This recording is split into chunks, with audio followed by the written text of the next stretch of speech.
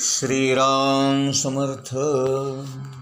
गोपाल कृष्ण भगवान की जय. भगवान श्री कृष्ण स्वतः परमार्थ निरूपण उद्धवाला सांगतायत. एखाद्या साधकाच्या शरीराला साधना पूर्ण होण्याच्या अगोदरच रोग झाला किंवा उपद्रव झाला किंवा काही बाधा झाली तर त्याने काय करावं याविषयी भगवान सांगतायत. काही उपद्रव योग साधनेने, काही आसन वगैरे केल्याने, काही तपश्चर्या करून, काही मंत्रतंत्राने आणि काही औषधाने बरे होतात. काही विघ्ने माझं चिंतन केल्याने, नामसंकीर्तन केल्याने आपोआप नाहीशी होतात. काही विघ्ने महापुरुषांची सेवा करून नाहीशी होतात. काही बुद्धिमान असणारे योगी विविध उपाय योजून हे शरीर सुदृढ आणि तरुण ठेवण्याचा प्रयत्न करतात आणि योग साधना करतात. परंतु शहाणी माणसं, विद्वान माणसं मात्र याला मान्यता देत नाहीत. कारण शरीरसुद्धा नाशवंत असल्यामुळे या सर्व गोष्टी त्याला होणार आणि एक दिवस आपला देह पडणार. शरीर हे मुळातच नाशवंत असल्यामुळे एक दिवस या शरीराचा निश्चितपणे नाश होणार हे त्यांनी मान्य केलेलं असतं. शरीर जरी सुदृढ झाले तरीसुद्धा बुद्धिमान पुरुषाने साधना करण्याचे थांबून त्यातच संतुष्ट होता कामा नये. माझ्या प्राप्तीसाठी त्यांनी सतत प्रयत्नशील राहणं हेच महत्त्वाचं आहे. जो योगी माझा आश्रय घेऊन योग साधनेमध्येच निमग्न राहतो त्याला कोणतंही विघ्न डळमळीत करू शकत नाही. त्याच्या सर्व इच्छा नष्ट होतात आणि केवळ आत्मानंदाच्या अनुभूतीमध्येच तो रममाण होतो.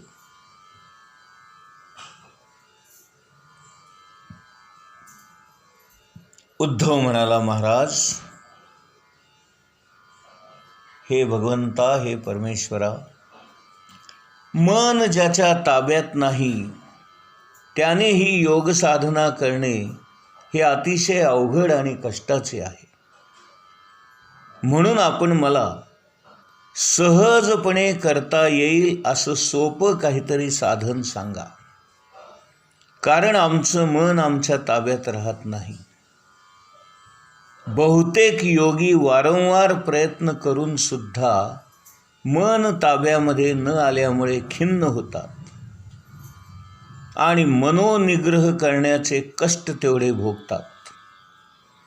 म्हणून हे परमेश्वरा, आनंदाचा वर्षाव करणाऱ्या ज्या चरणकमलांचा आपले भक्त आनंदाने आश्रय घेतात, अहंकारी लोकांची बुद्धी मात्र मायेने भ्रष्ट झाल्यामुळे ते आपल्या चरणकमलांचा आश्रय घेत नाहीत. हे अच्युता, आपण सर्वांचेच बंधू आहात. आपण शरणागत भक्तांच्या अधीन असता. हे प्रभू, आपण सर्वांचे प्रियतम स्वामी आहात, आत्मा आहात आणि शरणागतांना अभय देणारे आहात, मार्गदर्शन करणारे आहात. आपल्या चरणकमलांच्या धुळीचे उपासक असणाऱ्या आम्हाला दुर्लभ असं काय आहे बरे?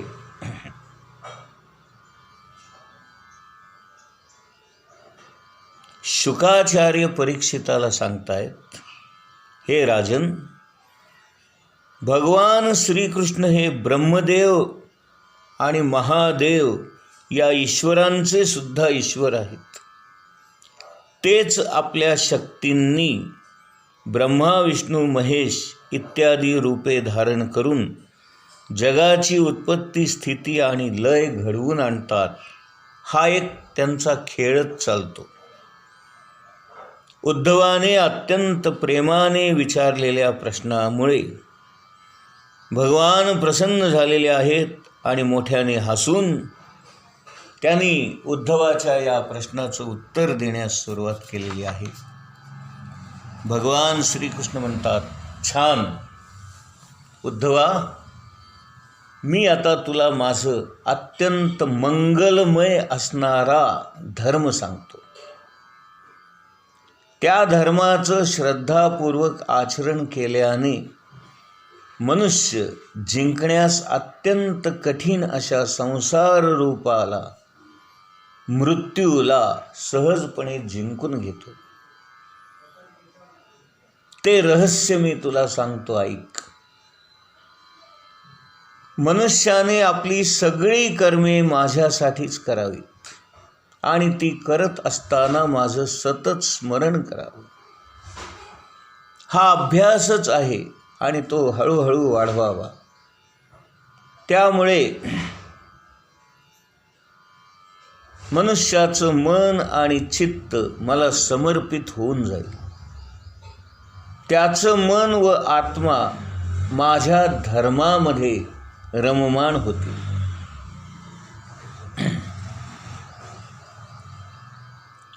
साधूजन ज्या पवित्र ठिकाणी निवास करीत असतात अशाच ठिकाणी माझ्या भक्तांनी राहावं. देवता किंवा मनुष्यांपैकी जे माझे भक्त असतील अशा भक्तांच्या आचरणाचं अनुकरण करावं. अंतःकरण शुद्ध करून माणसाने आकाशासारखा आत बाहेर परिपूर्ण आणि आवरण शून्य असणाऱ्या मला म्हणजेच परमात्म्याला सर्व प्राण्यांमध्ये पाहावं आणि आपल्यातही तोच आहे असा भाव मनामध्ये निर्माण करावा. जो फक्त या ज्ञानदृष्टीने सर्वांनाच माझं स्वरूप मानून त्यांचा आदर करतो, त्याप्रमाणे ब्राह्मण किंवा चांडाळ, चोर किंवा ब्राह्मण, सूर्य किंवा ठिणगी, कृपाळू किंवा क्रूर अशा सर्व ठिकाणी समान वृत्तीने वागतो, त्यालाच खरा ज्ञानी समजावा. जेव्हा अशा प्रकारे नेहमी सर्व स्त्री पुरुषांच्या ठिकाणी माझीच भावना केली जाते, तेव्हा थोड्याच दिवसात त्याच्या चित्तातील तिरस्कार, अहंकार, स्पर्धा, ईर्ष्या, हेवेदावे या सर्व गोष्टी, हे सर्व विकार, हे दोष नाहीसे होतात. आपलेच लोक आपल्याला हसले काय किंवा आपलं कौतुक केलं काय तिकडं त्याचं लक्ष जात नाही. लोकलज्जा आणि देहदृष्टी सोडून तो कुत्रा असो, चांडाळ असो, गाय असो किंवा ब्राह्मण असो, या सर्वांना साष्टांग नमस्कार करतो. जोपर्यंत सर्व प्राण्यांच्या ठिकाणी माझी भावना होत नाही तोपर्यंत मन, वाणी आणि शरीराच्या सर्व कर्मांनी माझी उपासना करत राहावं. उद्धवा, जेव्हा अशा प्रकारे सगळीकडे ईश्वर दृष्टी होते तेव्हा थोड्याच दिवसांनी त्याला ज्ञान प्राप्त होऊन सारं काही ब्रह्मस्वरूपच दिसू लागतं. अशी दृष्टी झाली की मनातले सर्व संशय आपोआप नाहीसे होतात. अशा प्रकारे माझा साक्षात्कार करून घेऊन तो संसारातून विरक्त होतो. माझ्या प्राप्तीच्या सर्व साधनांमध्ये सर्वात श्रेष्ठ साधन कोणते? तर सर्व चराचरामध्ये मन, वाणी आणि शरीराच्या सर्व वृत्तींनी माझीच भावना करावी. सर्वांमध्ये मी आहे आणि माझ्यात सर्वजण आहे, अशा भावनेने वागावं. हे उद्धवा, या भागवत धर्माची एकदा का सुरुवात केली की मग कोणतेही जरी विघ्न आले तरी त्यामध्ये कोणत्याही उणिवा राहत नाहीत.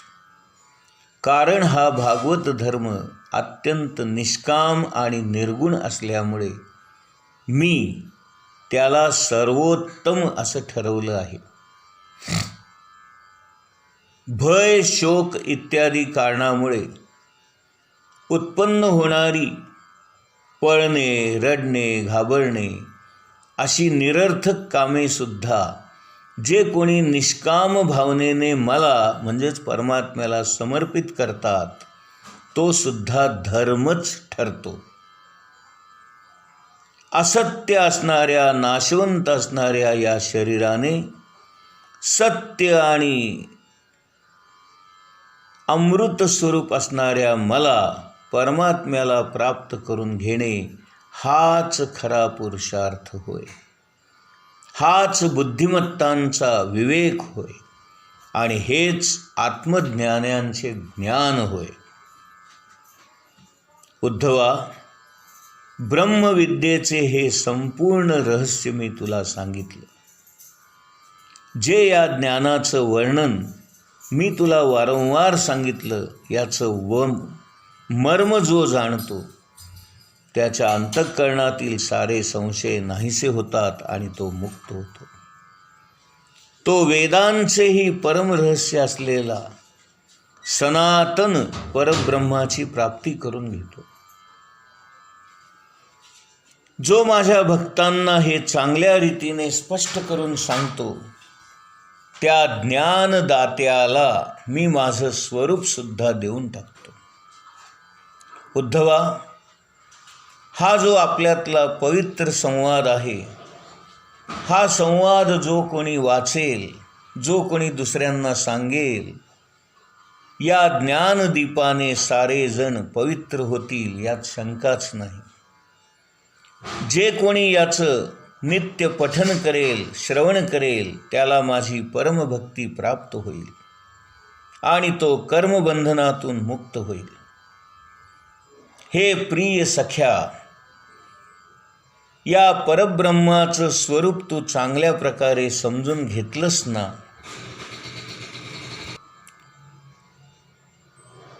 या ज्ञानामुळे तुझ्या चित्तातला मोह आणि शोक दूर झाला ना? हे ज्ञान तू दांभिक, नास्तिक, लबाड आणि श्रद्धा नसलेल्या भक्तिहीन, उद्धट, अहंकारी पुरुषांना कधीही सांगू नकोस. जो या दोषांपासून मुक्त असेल, ब्राह्मण भक्त असेल, प्रेमळ असेल, साधू असेल, पवित्र आचरण करणारा असेल, त्यालाच हा संवाद सांगावा. माझ्याबद्दल भक्ती असणाऱ्या स्त्रिया आणि शूद्र यांनाही हे ज्ञान सांगावे. हे ज्ञान जाणून घेतल्यावर जिज्ञासू माणसांना दुसरं काहीही जाणून घेण्याची इच्छा राहत नाही किंवा या जगामध्ये दुसरं काही जाणून घ्यावं असं शिल्लकच राहत नाही. प्रिय उद्धवा, मनुष्याला ज्या चतुर्विध पुरुषार्थांची प्राप्ती होते ती सर्व तुझ्यासारख्या अनन्य भक्तांसाठी केवळ मीच आहे. मला प्राप्त करून घेणं म्हणजेच धर्म, अर्थ, काम, मोक्ष या चारही पुरुषार्थांना प्राप्त करून घेतल्याप्रमाणेच आहे. मनुष्य जेव्हा सगळी कर्मे टाकून फक्त मला शरण येतो तेव्हा तो मला अतिशय प्रिय होतो. त्यावेळेला त्याला काय देऊ आणि काय नको असं मला होतं.